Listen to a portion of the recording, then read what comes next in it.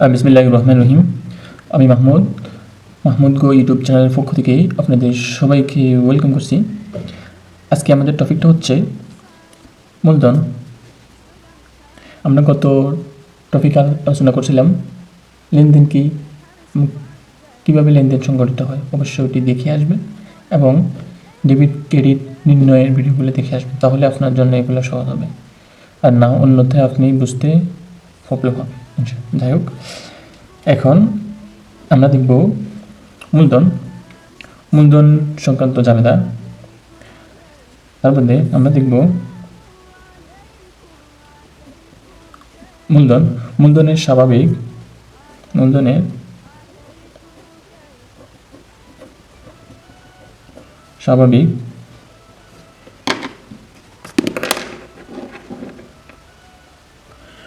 স্বাভাবিক অবস্থা ক্রেডিট এবং মূলধন বৃদ্ধি পেলে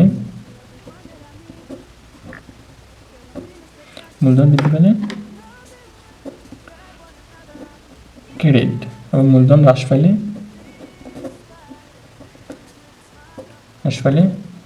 ডেবিট। যাই হোক, আমরা অবশ্যই এতটুকু বুঝতে পারছি, মূলধনের স্বাভাবিক অবস্থায় মূলধন ক্রেডিট। মূলধন যদি বৃদ্ধি পায় তাহলে মূলধন ক্রেডিট। মূলধন যদি হ্রাস পায় তাহলে মূলধন হচ্ছে ডেবিট। আচ্ছা, আমরা এই মূলধন সংক্রান্ত জাবেদা করার আগে আমরা মূলধনটাকে এটা জানবো। আমরা যেহেতু বিগিনিং থেকে আলোচনা করতেছি, তাহলে আমরা জানবো মূলধনটা কি। ধরেন এটি একটি আপনার ব্যবসায়িক প্রতিষ্ঠান এবং এটি হচ্ছে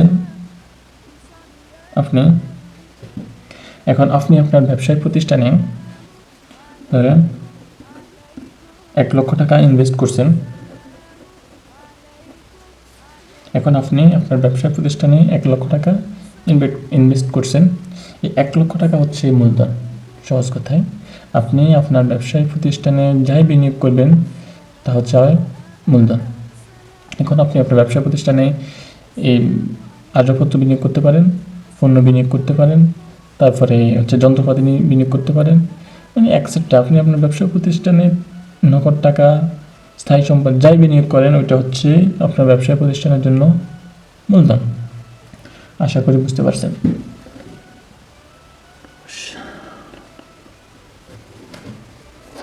আমি আরেকবার ট্রাই করি। ধরেন এটি হচ্ছে আপনার ব্যবসায়িক প্রতিষ্ঠান। আপনি 1 লক্ষ টাকা আপনার ব্যবসায়িক প্রতিষ্ঠানে নিয়ে আপনি ব্যবসা শুরু করলেন। এখন এই 1 লক্ষ টাকা হচ্ছে আপনার জন্য, ব্যবসায়িক প্রতিষ্ঠানের জন্য মূলধন।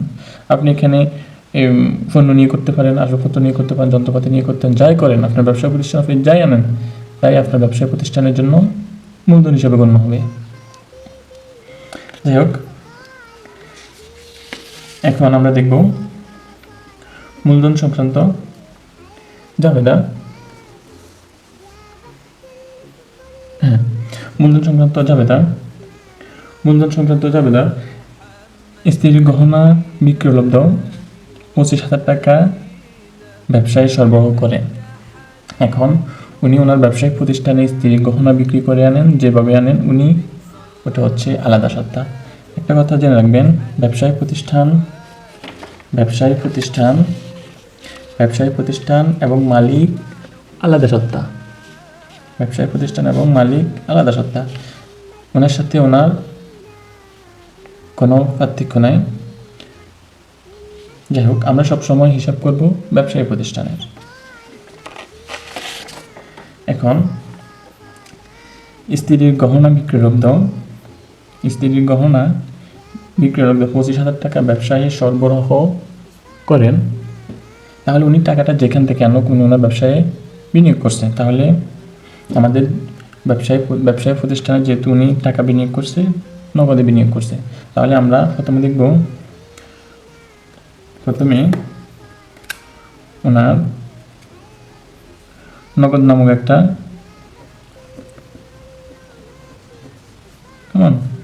আরেকটা হচ্ছে মূলধন। এখন নগদ হচ্ছে সম্পদ, প্রতিষ্ঠানের সম্পদ বৃদ্ধি পেয়েছে, এবং মূলধন হচ্ছে মালিকানা সত্ত্ব।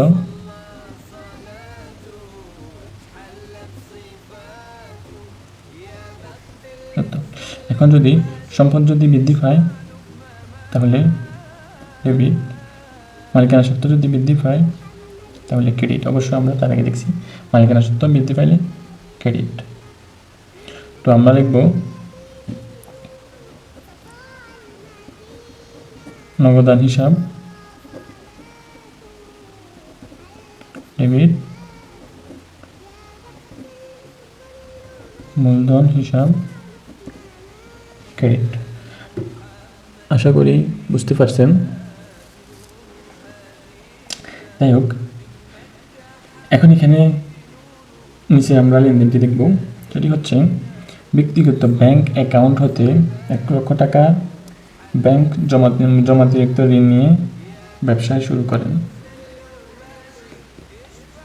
এখন এখানে যখন ব্যাংক থেকে আমি আমার ব্যক্তিগত থেকে আমি আনছি, যেখান থেকে আনুক, তাহলে আমার প্রতিষ্ঠানে নগদ বৃদ্ধি পেয়েছে, কেমন নগদ হিসাব, আর আমার প্রতিষ্ঠানের মূলধন বৃদ্ধি পেয়েছে।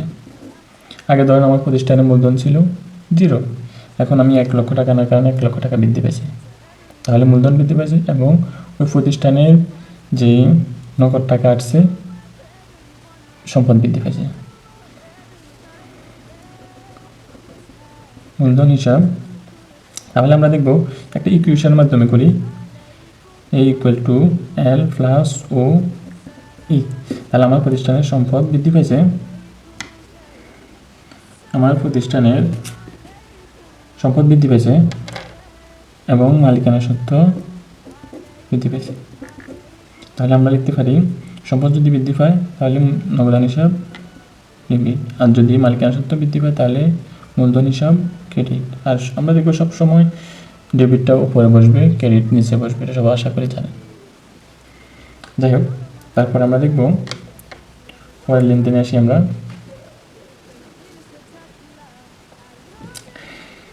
হ্যাঁ, এখানে হচ্ছে 2000 টাকার পণ্য নিয়ে ব্যবসায় শুরু করা হলো। ধরেন আমরা এখানে লিখতে পারি A = L + O E। তাহলে আমার যেহেতু 2000 টাকা পণ্য নিয়ে ব্যবসায় শুরু করা হলো, তাহলে আমার ব্যবসায়ী পণ্য বৃদ্ধি পেয়েছে একটা, এবং ব্যবসায়ীর এই মূলধন বৃদ্ধি পেয়েছে বা মালিকানা সত্ত্ব বৃদ্ধি পেয়েছে। তো আমরা দেখব পণ্য এবং মূলধন হিসাব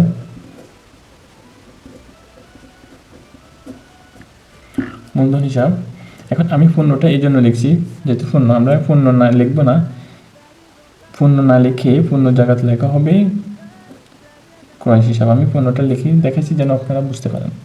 তাহলে আমরা দেব ক্রয় হিসাব ডেবিট এবং মূলধন হিসাব ক্রেডিট। এখন আমি যদি ক্রয় হিসাব ডেবিট কীভাবে করছি, সেটি হচ্ছে আমার প্রতিষ্ঠানের পণ্য বৃদ্ধি পাইছে, তার মানে পণ্য নামক সম্পদ বৃদ্ধি পাইছে।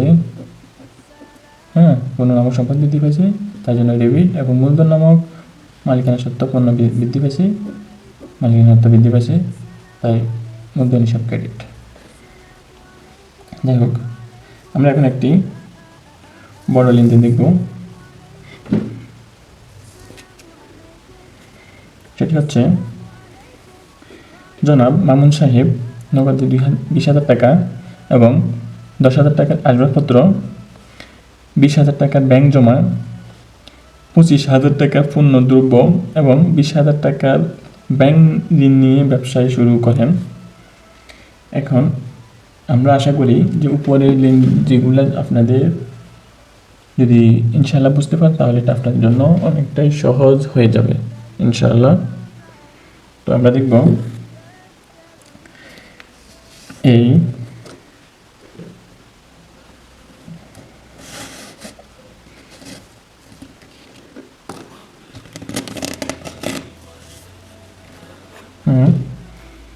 যাই হোক, তাহলে আমার প্রতিষ্ঠানের নগদ বৃদ্ধি পেয়েছে, নগদান হিসাব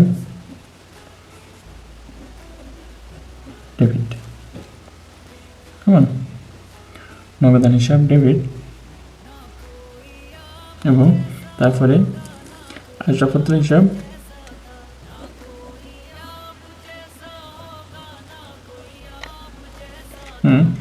তারপর হচ্ছে পণ্যদ্রব্য হিসাব। এখন আমরা পণ্যদ্রব্য হিসাবটা না লিখে লিখব ক্রয় হিসাব। ক্রয় হিসাব ডেবিট। এখন জনাব মামুন সাহেব 20,000 টাকা equal to L plus OE। ধরেন জনাব মামুন সাহেব 20,000 টাকা এবং 10,000 টাকা আসবাবপত্র, 20,000 টাকা ব্যাংক জমা ও 25,000 টাকা পণ্যদ্রব্য এবং 20,000 টাকা ব্যাংক ঋণ নিয়ে ব্যবসা শুরু করেন। উনি এগুলা নিয়ে ওনার একটা ব্যবসা শুরু করেন, তাহলে সব কিছু ওনার ব্যবসায় মালিকানা সত্ত্বা বৃদ্ধি পেয়েছে এবং মূলধন বৃদ্ধি পেয়েছে। এবং তো যখন তাহলে আমি এখানে লিখতে পারি, এখানে ঋণ হিসাবটা আসবে, আমি পরে বুঝাচ্ছি। তাহলে আমি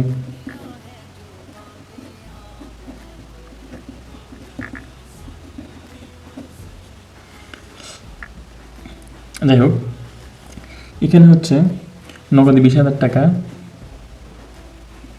এবং আসবাবপত্র 10,000 টাকা, তারপরে হচ্ছে ব্যাংক 20,000 টাকা,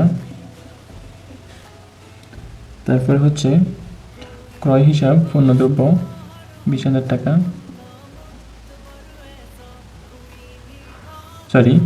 ক্রয় হিসাব পণ্যদ্রব্য 25,000 টাকা,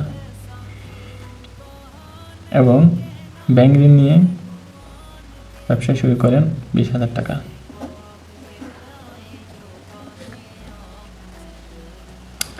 যাই হোক, আমি যদি নর্মালি হিসাব করি, নগদে মামুন সাহেব 20,000 টাকা পূর্ণ ব্যবসার প্রতি 20,000 টাকা নগদে আনছেন, তাহলে নগদ হিসাব ডেবিট, মূলধন হিসাব ক্রেডিট। আমরা উপরে যেভাবে দেখছি নগদ হিসাব ডেবিট, মূলধন হিসাব ক্রেডিট, তাহলে ওনার ব্যবসা প্রতি সম্পদ বৃদ্ধি পেয়েছে এবং মূলধন বৃদ্ধি পেয়েছে।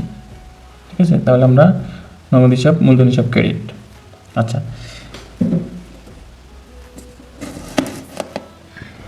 তাহলে আমরা দেখতে পারি ওনার নগদে সম্পদ বৃদ্ধি পেয়েছে এবং মূলধন মালিকানা সত্ত্বা বৃদ্ধি পেয়েছে। তাহলে আমরা দেখতে পারি নগদ হিসাব ডেবিট, মূলধন হিসাব ক্রেডিট। আচ্ছা, তাহলে আসবাবপত্র ওনার ব্যবসা প্রতিষ্ঠানে বিনিয়োগ করছেন, তাহলে আসবাবপত্র হিসাব ডেবিট, সম্পদ বৃদ্ধি পেয়েছে, মূলধন বৃদ্ধি পেয়েছে, তাহলে মূলধন হিসাব ক্রেডিট।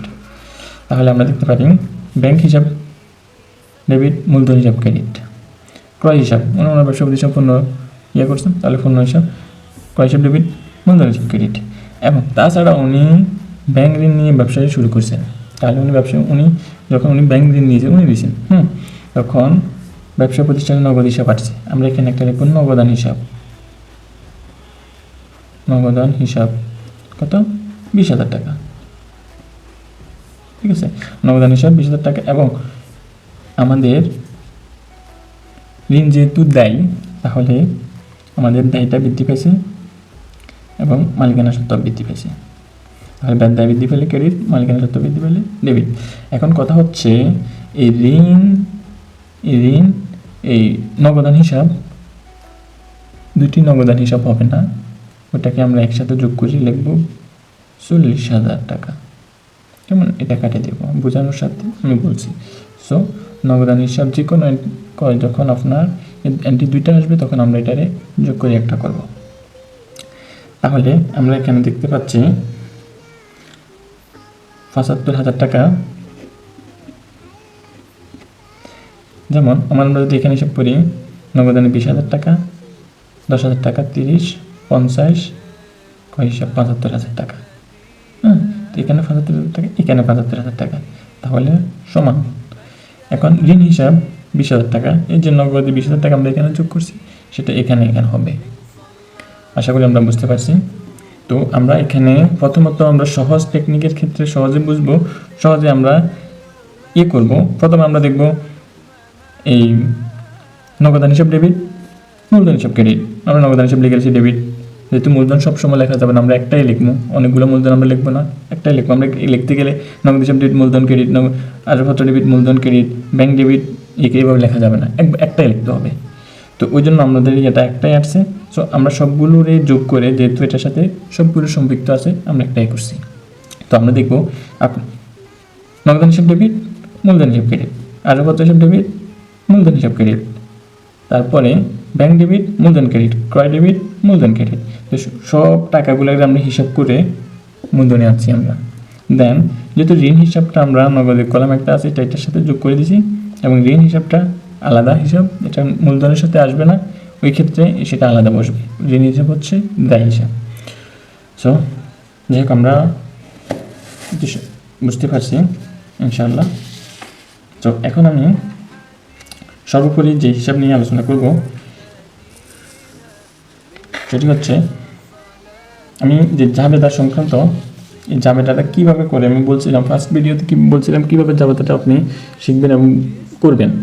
ধরেন আমি জাবেদা কারবারি লেনদেন সমূহ সংগঠিত হওয়ার পর তারিখ অনুসারে ডেবিট এবং ক্রেডিট পক্ষ সংক্ষিপ্ত ব্যাখ্যা সহ সর্বপ্রথম যে বইতে ব্যবহার লিপিবদ্ধ করা হয় সেটি হচ্ছে জাবেদা। এখন আমরা এই জাবেদা, এখানে আমি একটা সাধারণ দেখাচ্ছি কীভাবে আপনারা পরীক্ষায় আনসার করবেন। সেটি হচ্ছে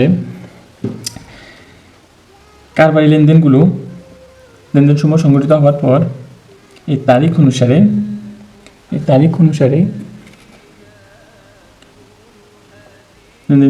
অনুসারে ডেবিট এবং ক্রেডিট পক্ষ বিশ্লেষণ করে সর্বপ্রথম যে বইতে লিপিবদ্ধ করা হয় সেটি হচ্ছে জাবেদা। সো আমরা জাবেদার সংজ্ঞা অনুযায়ী আমরা এই জাবেদাটা এভাবে করব। আশা করি বুঝতে পারছেন। এটি হচ্ছে যখন আমরা পরীক্ষায় আসবো তখন তো আমাদের সৃজনশীল আকারে থাকবে, তখন আমরা এখানে সাল দিব, সাল দিব এবং তারিখ অনুযায়ী লিখব ইনশাল্লাহ। এখানে তারিখ অনুযায়ী আমরা সাল দিব, 2000 যাতে হয়, তখন আমরা যখন আবার করবো রিফ্লেক্ট করবো তখন আমরা আরও বুঝতে পারবো ইনশাল্লাহ। সো আল্লাহ হাফেজ।